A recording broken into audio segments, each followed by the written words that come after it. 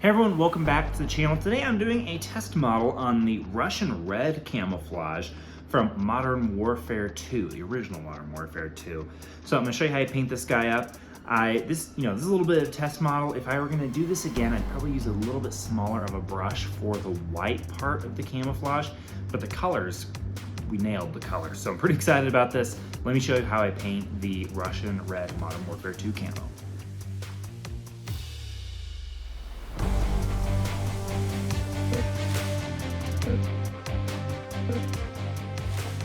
Alrighty, so as always, we'll do our normal base coat of black and white, and for the colors, I'm going to be using Mephiston Red for the base coat, and then just a matte black for the next layer up, and then Corax white for the third layer of camouflage on this guy. So we'll start with the Mephiston Red and do our base coat over his whole trench coat here.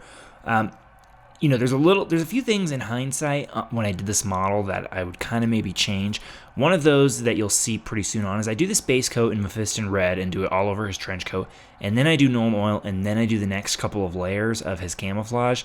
I should have just done the Nuln Oil at the very end there. I was trying to not saturate out the white too much. It wouldn't have made a difference. I think it would have been actually better looking, but regardless, we'll do a base coat in this Mephiston Red. You could probably do something darker, maybe even Flesh Terror's Red if you really wanted to, and then highlight up with Mephiston Red. It's completely up to you on how much time you want to spend on this camouflage and these models. Again, I always try to keep it pretty quick because I don't want to build out a whole army. I can make this model look insane, but at the end of the day, it's like, how cool is it if it's not shooting at anything on the tabletop? Unpainted armies are atrocious. They're really not that bad. I don't like them. I don't know. Anyways, so you can see I'm doing it all over here. I'm doing it on his coat, on his arms, and on his torso. When I first do this first layer on, it sure does look like a red coat from like the Revolutionary War. I mean, it's actually kind of cool looking. I wouldn't run an army like this, but I'm not opposed to it. For his little pants underneath his trench coat here, I'm just going to use uniform gray. I'll be going over that with a Nuln Oil wash as well, but I'm going to be doing, again, that uniform gray on his pants from the Army Painter, and then also on his little bedroll here on his backpack. I always like the idea of doing another camouflage pattern on that. That's like an overcoat, but, what are you going to do? So you can see here I'm going over all of his trench coat with Nuln Oil. I'm not diluting this anything with any technical medium. Just a pure Nuln Oil coat. Again, in hindsight, I would probably do this at the very end after I've done the whole pattern. But, sometimes it's better to do the wash on the base coat first because then it helps the other camo layer stand out. I am doing the Nuln Oil on his pants and his his little bedroll on his backpack there as well. But so for the next layer on his camouflage, I'm just going to be taking this matte black and I'm just going to be doing some like squid shaped splotches all over. If you don't know what I mean by that, that's okay. Just pull up a picture of maybe woodland camo, or honestly, you could just Google Modern Warfare 2 Russian Red camouflage and just pull up a Google image and just try to replicate the shapes as best as you can. I'm putting quite a bit of paint on the end of my brush because it'll kind of blob in naturally, and when it blobs naturally, it'll kind of create rounded shapes, and that's exactly what I want. At the time of recording this video, Commando Store, if you haven't heard of them, they sell like replicated military surplus gear from throughout the ages. They're making a Modern Warfare 2 Gorka set. So that's also a good reference image if you're wanting to duplicate this camo on your minis. Look up Commando Store Modern Warfare Gorka, and you'll probably see some great images. They do a good job with their colors. It's a little bit darker than this Mephiston Red that I chose, but I just like bright colors for camo. So you can see I'm doing this black splotching all over, including his arms, behind his backpack, and on his little chest flap there. You're going to want to go pretty heavy with the black because too much red, it's just going to look kind of whack. On the images that you can pull up on Google of this camouflage, you'll see it's not red-centric, it's black-centric. So here you can see I've got the Corax white, and now I'm just going to be going over the next layer again and just doing some random shaped splotches in white. I mentioned at the beginning of this video, I'm using just a crappy brush from Hobby Lobby, which I usually use for most of my base coats and crap, but honestly, I probably would have gone with one of my nicer 00 brushes just to get some really fine detail, like very small white splotches. The black and the red you won't be able to tell, but the white you can kind of see. It's not bad, but it's not as crisp as I would have liked it. So in hindsight, I'd probably use a pretty nice brush for this. You're going to want to go pretty light with the white. Don't go crazy with it. It's not the, your eye is going to be naturally drawn to the white more than any of the other colors, but the predominant color that you're going to want is black. So don't do giant splotches like you did with the black. Keep it pretty small with the white, and then just go over all this as well. When I'm doing camouflage patterns too, you'll notice on certain parts of the Krieg model, there's different flaps and whatnot. I try not to have the same colored splotches meet up with each other on different parts of his gear. I like to use like a red on one flap and a white on another because it helps it stand out from each other, and you can tell the difference between that and you don't lose some of the detail in the model. But while I have that Corax white out, I'm just going to do his gas mask here. And then for his boots, I'm just going to do that same matte black, and same with his gloves as well. Just, this is a nice scheme for painting out an army pretty quick because there's a lot of the same colors, and the less paints I've got to pull from, the faster things paint up. It's like if I can keep things under 10 colors, we're in the awesome zone, or whatever you want to call it. I don't know. It's not the danger zone, but the danger zone sounds the coolest. Alrighty, so you can see I'm just doing his gloves here, and then I'm going to go over all of his armor. I'm going to do black armor as well, just because that looks most close with the Modern Warfare scheme. So you can see I'm mixing up a little bit of matte black, a tiny splash of ash gray, and then I actually mix in a little bit of the Mephiston Red that I mentioned earlier. And as you'll see in a lot of my videos, I do kind of the same technique for highlighting up armor without using speed paints. And so I'm going to be doing the lowest parts of his armor that kind of simulate shadows, and then adding more ash gray, mixing it, and then highlighting up higher and higher on the model. So you can see here I'm doing the lowest part of his shoulder pads there, and it has the absolute slightest red tint to it. You can see right here, actually, the Mephiston Red is standing through a lot.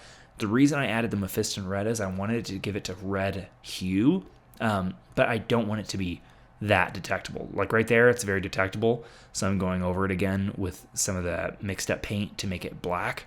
As you'll see, as I highlight up a little bit, it'll become a little bit more bluish in the tone as the paints get predominantly ash gray and black.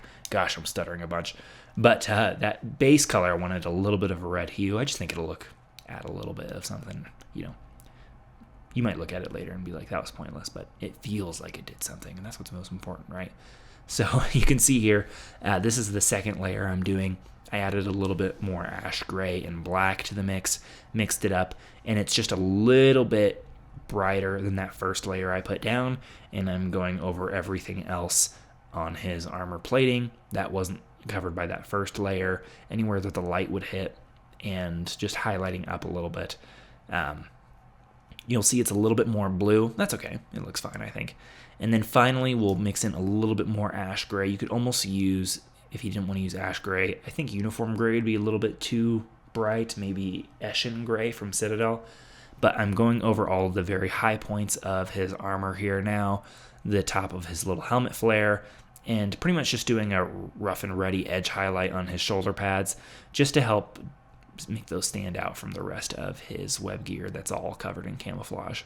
So you can see here I'm doing the bottom of his little shoulder pad, and yeah, this is pretty much just edge highlighting what I'm doing right here. You can see I added a little splotch in the middle of his armor pad just as like a subtle reflection, but I don't want these armor panels to look like they're shiny. Right here you can see I missed a couple of pieces of his tunic that are kind of folded. So there's like folds in his sleeves on his tunic, and then there's a fold around his neck. I'm just doing that in matte black. I don't want anything else to stand out. I want the camo to be the star of the show. And then I'm going to move on to his backpack and all of his leather bits.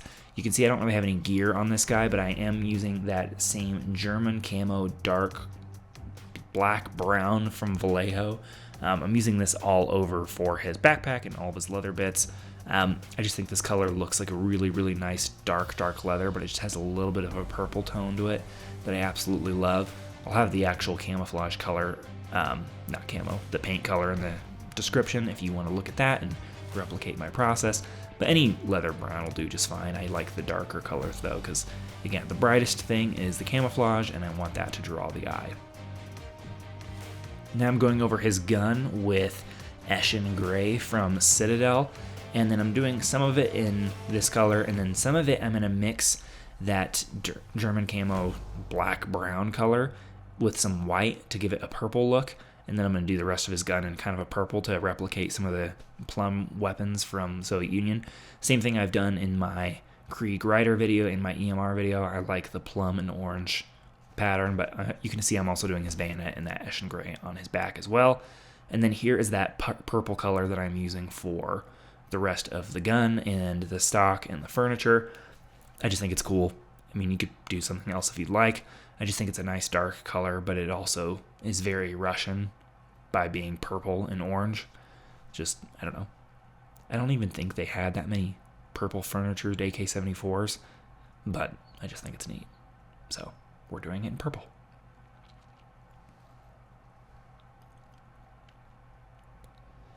Alrighty, next here I've got a little bit of orange that I'm just throwing onto his magazine here on the bottom of his gun.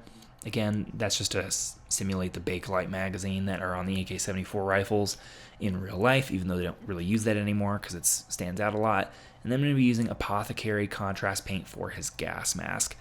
Now, I think in Modern Warfare 2, they didn't actually have AK-74s. They had like Tavors and P90s and a bunch of other random guns that aren't accurate to real life. So if you don't want to waste your time by doing another color on his rifle, you could probably just do like a Eshin Gray and then a Nuln Oil wash and just keep it all one color, and that would look perfectly fine. But for funsies, we're going to make it more like an AK-74.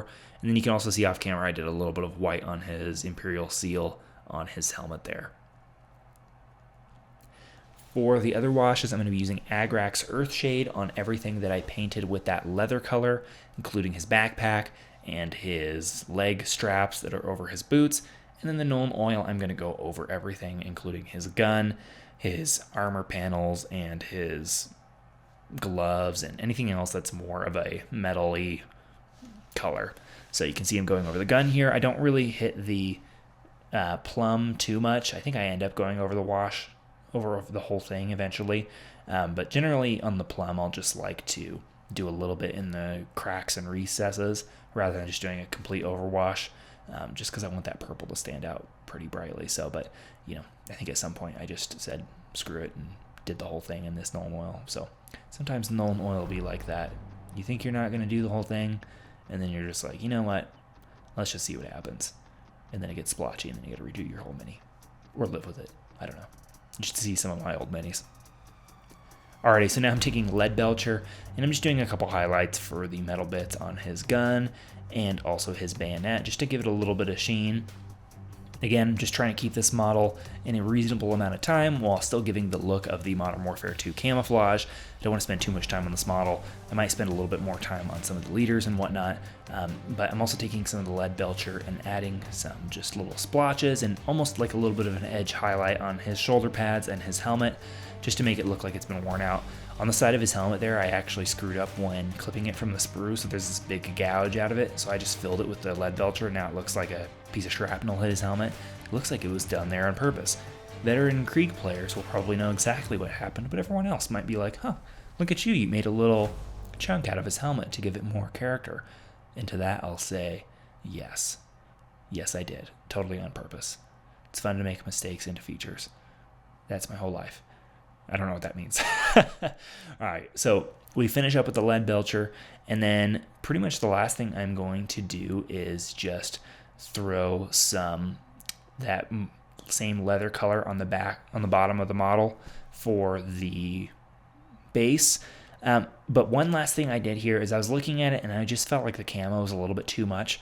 So I've taken some black and I'm just actually kind of edge highlighting his whole tunic just to give some more contrast between the different flaps. And I think it makes a big difference. It just looks like There's some reinforcement on the edge of his tunic, and they just used black for that. If I really wanted to go crazy, I might do like another edge highlight with a gray to make it look like it's folded over canvas and has a little bit more of some body to it. But for now, I just went over all the edges in black with his tunic, and I think that helped the model a lot, actually. I think the camo was just a little bit too much, and then adding in some more solid black color really helped accentuate the camo, because if it's just all over, it just becomes too much. And I don't think, especially Warhammer miniatures that are so detailed, the more camo you do, the more you're just going to lose all the features of the model, and then it doesn't look good. It actually ends up looking worse, despite what you would actually do in real life and cover yourself head to toe in camo and leaves and crap. We want the models to look good, so we want to be strategic with where we do our camouflage and not do it on the whole thing, because we're trying to showcase the camo. We're not trying to make it actually effective. But if you want to make your models disappear and be super effective with your camo, by all means do it.